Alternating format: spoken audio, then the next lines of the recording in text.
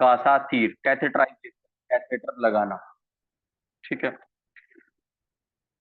Catheter लगाने के बारे में ये जो टर्मिनोलॉजी है जो कि हम इस्तेमाल करते हैं, कैथेटराइजेशन, कैथेटर लगाना, अमल कासातीर, नॉर्मली क्या होती है, पेशाब की नली में को एक नरम फ्लेक्सिबल नली डाल करके उसको मसाने में पहुंचा देते हैं, और बाहर की तरफ जो है एक थैली से, जिसको यूरो बैग कहते हैं, उससे कनेक्ट कर देते हैं। तो वो जो नली है जिसको कैथेटर बोल रहे हैं, क्योंकि वो मसाने में पहुंच जाती है, और मसाने में क्या होता है, पेशाब जमा होता है, तो उस नली के द्वारा, उस नली के जरिए पेशाब जो है यूरो बैग में, यूरिन बैग में जमा होता रहता है। जब कोई दिक्कत ऐसी होती है कि मरीज जो है वो पेशाब नहीं कर पा रहा हो खुद, या मरीज उस हालत में हो कि वो पेशाब करने बाथरूम में, टॉयलेट में नहीं जा पा रहा हो, तो उस कंडीशन में क्या करते हैं, अमल कासातीर यानी कि कैथेटराइजेशन कर देते हैं। पेशाब की नली में डाला जाने वाला कैथेटर, जो सबसे ज्यादा डाला जाता है, वो फोलिस कैथेटर डाला जाता है, फोलिस के नाम से होता है। ये तो पेशाब वाले कैथेटर यानी कि जो यूरिनरी कैथेटर है, जिसको फोलिस कैथेटर कहते हैं, उसके बारे में हम समझ रहे थे। अब यूरिनरी कैथेटर यानी कि पेशाब वाले कैथेटर के अलावा और भी कैथेटर होते हैं। ठीक है। नंबर एक, फोगार्टरी कैथेटर। ये जो फोगार्टरी कैथेटर है, ये आर्टरीज में डाला जाता है। आर्टरीज में जहां पे खून का थक्का जम गया हो, आर्टरीज में जहां पे खून का थक्का जम गया हो, और वो जो थक्का है उसको निकालने के लिए, जिसको एम्बोलस कहते हैं, उस एम्बोलस को निकालने के लिए आर्टरी में एक कैथेटर डाल देते हैं, जिसको फोग आर्टरी कैथेटर कहते हैं। याद रखने का तरीका क्या है, फोग आर्टरी कैथेटर, फोग हटा दीजिए, उसके बाद आर्टरी आता है, कैथेटर, फोग आर्टरी कैथेटर यानी कि आर्टरी में डाला जाने वाला कैथेटर। जी। इसके बाद होता है मेलकोट कैथेटर। मेलकोट कैथेटर जो है, ये पस यानी कि मवाद अगर कहीं पे जमा हो रही है, तो उस मवाद को ड्रेन करने के लिए इस्तेमाल किया जाता है। किसी फोड़े वगैरह से मवाद को निकालने के लिए, ड्रेन करने के लिए मेलकोट कैथेटर इस्तेमाल करते हैं। इसके अलावा एक कैथेटर होता है सुप्रा प्यूबिक कैथेटर। सुप्रा प्यूबिक कैथेटर जो है, ये डाला जाता है ओवर द प्यूबिक रीजन और प्यूबिक सिम्फाइसिस रीजन, यानी कि कूले की हड्डी के सामने से, कूले की हड्डी जो सामने है, जहां पे दो प्यूबिक बोन्स आकर के मिल रही है, और जिसको प्यूबिक सिम्फाइसिस कहते हैं, उसके ऊपर से किसी भी तरह का फ्लूइड निकालना हो, मान लीजिए एसाइटिस वाला फ्लूइड निकालना हो या यूरिन निकालना हो, तो अगर सुपरा प्यूबिक यानी कि प्यूबिक के ऊपर को इस्तेमाल करते हैं, तो उसको सुपरा प्यूबिक कैथेटर कहते हैं। अमले कसातीर कैथेटराइजेशन किसे कहते हैं? अब तक तो हमने जाना कि पेशाब की नली वाला जो कैथेटर होता है वो क्या होता है, फोगार्टरी, मेलकोट, सुपरा प्यूबिक कैथेटर। अब अमले कसातीर यानी कि कैथेटराइजेशन की जो डेफिनेशन है, जो परिभाषा है, वो किस तरीके से है। किसी लिक्विड, लिक्विड यानी कि द्रव, तैयाल, जो कि गैर तबाई हालत में हो, यानी कि गैर तबाई हालत का मतलब यह है कि तबाई ना हो। ठीक है।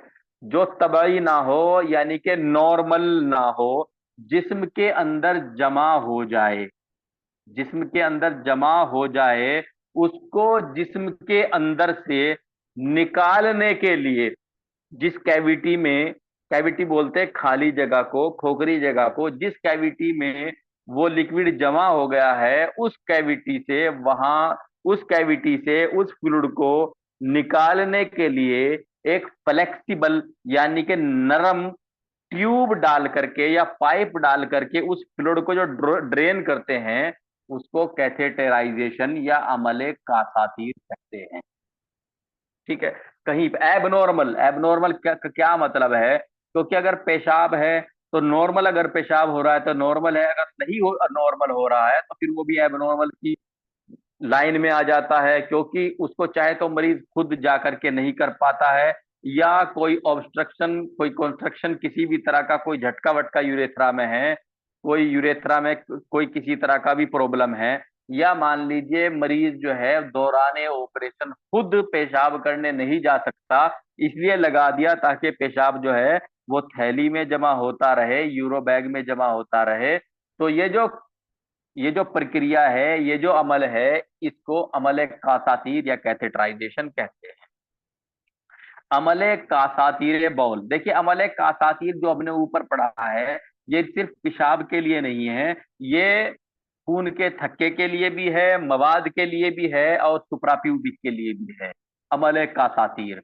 ठीक है। लेकिन अमल कासातीर बौल, अमल कासातीर तो कैथेटराइजेशन हो गया, बौल के मायने हैं पेशाब के, यानी कि पेशाब वाला कैथेटर का अमल, यानी कि पेशाब वाला कैथेटराइजेशन।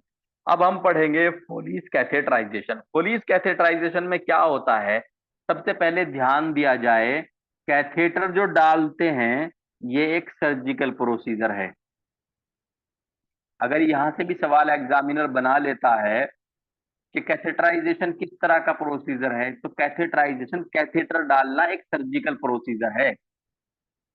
जो सर्जरी करते हैं, अमले जराही, यानी कि जो ऑपरेशन ऑपरेशन करते हैं, ये भी उसी श्रेणी में, उसी लाइन में आता है, सर्जिकल प्रोसीजर, अमले जराही।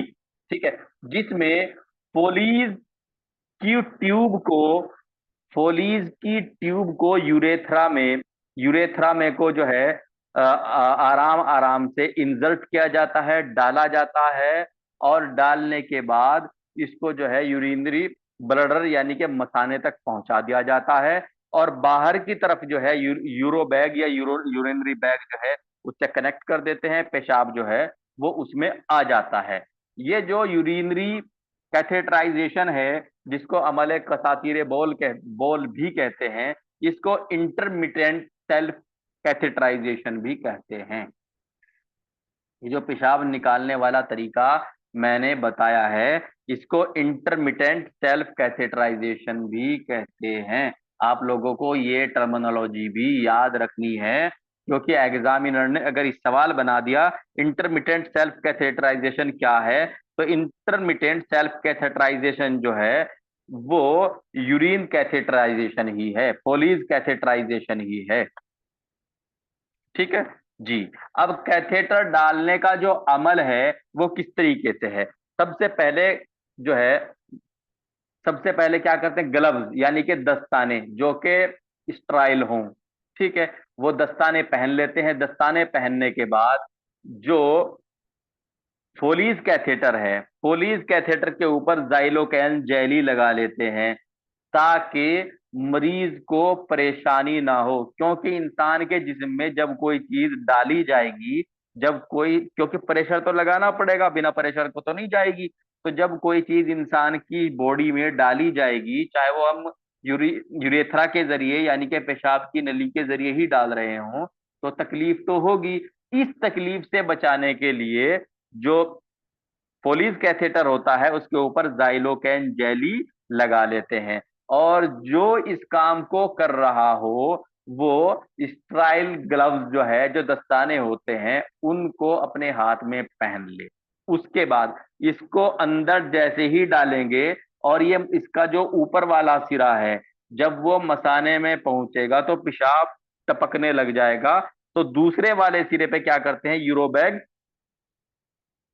कनेक्ट कर देते हैं, जिससे वो जो पेशाब है जो कि मसाने से यानी कि यूरिनरी ब्लडर से आ रहा है, वो बैग में जमा होने लग जाता है। अब अगर इसको छोड़ देंगे तो ये जो पोलिस कैथेटर है ये निकल के गिर जाएगा। तो क्या करते हैं, ये जो पोलिस कैथेटर होता है इसमें नीचे दो पाइप होते हैं, तो जो दूसरा पाइप, एक पाइप तो वो हो गया जिससे जो है यूरो बैग जोड़ लिया गया, पेशाब की थैली जोड़ ली गई, और दूसरा जो सुराख होता है उसमें वाल्व लगी होती है। वाल्व का क्या काम होता है? वाल्व चाहे वो साइकिल की, मोटरसाइकिल की ट्यूब की हो या वाल्व कैसी भी हो, वाल्व का काम क्या होता है? किसी भी रास्ते को वन वे कर देना वाल्व का काम होता है। यानी कि वहां से कोई चीज चली तो जाती है, वापस नहीं आती। तो जो वाल्व होती है कैथेटर में, जो वाल्व होती है उससे स्ट्राइल वाटर, सॉरी डिस्टिल वाटर या नॉर्मल सलाइन, डिस्टिल वाटर या नॉर्मल सलाइन क्या करते हैं? पुश करते हैं। एक्चुअली जो कैथेटर होता है, फोलिज कैथेटर, इसके ऊपर जो है, इसके ऊपर एक इस तरह की शेप होती है कि जब अगर नीचे से हवा भरी जाए या कोई फ्लूइड भरा जाए तो वो गुब्बारे की तरह, यानी कि बलून की शक्ल इख्तियार कर लेती है। ठीक है, कैथेटर का ही एक हिस्सा होता है लास्ट वाला, कि जब इस वॉल्व से कोई फ्लूइड भरा जाएगा तो वो जो ऊपर वाला बलून है वो फूलना शुरू हो जाएगा। उस बलून की जो कैपेसिटी होती है वो 5 ml होती है, नॉर्मली 5 ml, लेकिन कम से कम उसमें 10 ml फ्लूइड डालते हैं। 10 ml फ्लूइड जब नीचे से डालेंगे तो वो 10 ml फ्लूइड क्या करेगा? ऊपर जो है 10 ml का गुब्बारा बना लेगा। इसमें 10 ml से लेकर के 30 ml तक फ्लूइड डालते हैं। 30 ml फ्लूइड डालने के बाद फिर चेक करते हैं नीचे तो नहीं आ रहा है। ठीक है, चेक करते हैं नीचे तो नहीं आ रहा है। जब वो रुक जाता है उसको वहीं छोड़ देते हैं, और जो यूरिनरी बैग होता है, यूरो बैग जो होता है, उसको जिस बेड पे मरीज लेटा हो उसके नीचे बांध देते हैं। फर्श पर नहीं डालते खुला, ठीक है, बल्कि उसको बांध देते हैं। जैसे जैसे मरीज के मसाने में जो पेशाब आता है वो फौरन ही यूरो बैग में आ जमा होने लग जाता है। और जो यूरो बैग है उसको जो मरीज का बेड है उसके नीचे बांध देते हैं ताकि उसके अंदर पेशाब इकट्ठा होने लग जाए। जब वो बैग आधा भर जाए या 3/4 यानी कि 3/4 भर जाए तो उसके बाद उसको खाली करते रहते हैं। जी, उसको उसके बाद उसको खाली करते रहते हैं, उसका पूरे भरने का इंतजार नहीं करते। जी, फोलिज कैथेटर को रोजाना कम से कम दिन में, यानी कि डेली 24 घंटे में कम से कम 2 बार चेक कर लिया जाता है, एक नर्स के जरिए या एक स्टाफ के जरिए। कहीं जो है मरीज ने उसमें, अगर मरीज अनकॉन्शियस है या बेहोश है तो, और पूरी तरीके से होश में नहीं है, तो मरीज ने झटका वगैरह मार करके फोर्सफुली जो है नुकसान तो नहीं पहुंचा लिया है, या उसका फ्लूइड किसी तरीके से निकल तो नहीं गया है। ठीक है, तो दिन में को 2 बार फोलिज कैथेटर को बड़े ही एहतियात के साथ चेक कर लिया जाता है। जी, ये जो कैथेटर होता है, जो कि कैथेटराइजेशन यानी कि यूरिनरी कैथेटर की बात कर रहे हैं, ये जो कैथेटर होता है इसको कम से कम एक बार डालने के 15 दिन तक निकालने की, यानी कि चेंज करने की जरूरत पेश नहीं आती। लेकिन 15 दिन से लेकर के 3 महीने, यानी कि 2 हफ्ते से लेकर के 12 हफ्ते, 2 हफ्ते से लेकर के 12 हफ्ते के बीच इसको कभी भी बदलने की जरूरत पड़ जाती है। क्यों? इसके लगातार लगे रहने से बैक्टीरिया ग्रोथ कर जाते हैं, यानी कि इन्फेक्शन होने का चांस बना रहता है।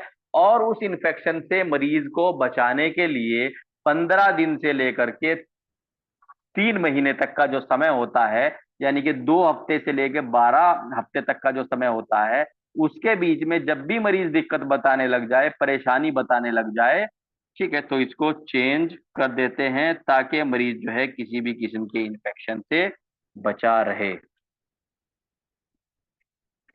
जी, आज बस इतना ही, बाकी कल देखते हैं।